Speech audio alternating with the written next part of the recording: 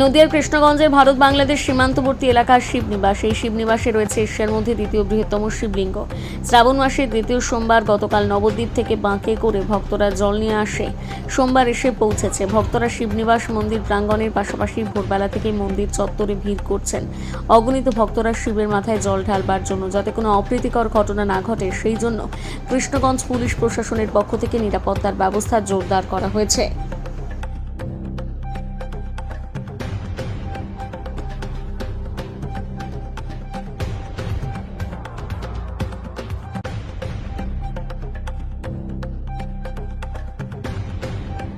আপনারা শিবনিবাসে এলেন কেন?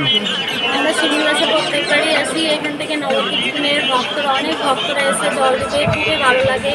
আমরা এখানকার বাসিন্দা, এখানকার প্রশাসনরা খুব সুন্দরভাবে প্রশাসন করছেন, খুব ভালো লাগছে।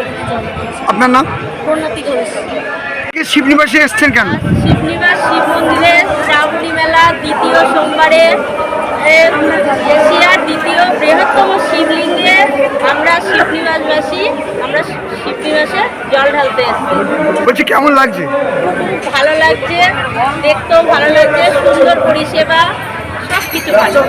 আপনার নাম? আপনার নাম? আমার নাম মৌসুমী। বলছি আজকে আপনারা শিবনিবাসে এসছেন কেন? আমরা আজকে শ্রাবণী মেলা আমরা জল ঢেলতে এসেছি। আমরা প্রতিবারই আসি, কিন্তু এখানে পরিষেবা খুবই ভালো, পুলিশ ভালো, এখানে আমরা খুব ভালো লাগে। আমরা জল ঢেলতে এসেছি। বলছি নবদ্বীপ থেকে তো বহু লোক, হ্যাঁ, আমরা নবদ্বীপ থেকে জল নিয়ে আসি।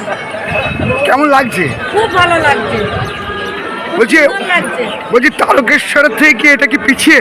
না না, আপনার নাম? আমার নাম মেনকা ঘোষ।